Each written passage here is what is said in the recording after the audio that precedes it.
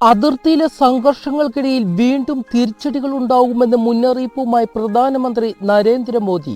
ലോകത്തിന്റെ ഏതു കോണിൽ പോയി ഒളിച്ചാലും തീവ്രവാദികളെ ഇല്ലായ്മ ചെയ്യുമെന്നും മോദി പറഞ്ഞു. ഒരു ജോലി കഴിഞ്ഞെന്ന് കരുതി ഉറങ്ങില്ല, മറിച്ച് അടുത്തതിനായി തയ്യാറാകും. വലുതും കടുപ്പമേറിയതുമായ തീരുമാനങ്ങൾ എടുക്കാൻ ഞങ്ങൾ വൈകില്ല എന്നും മോദി പറഞ്ഞു. പുൽവാമ ആക്രമണത്തിന് മറുപടി എന്ന നിലയ്ക്കാണ് ബാലക്കോട്ട് ആക്രമണം നടത്തിയത്. ലോക്സഭാ തെരഞ്ഞെടുപ്പുമായി തിരിച്ചടിക്ക് ഒരു ബന്ധവുമില്ല.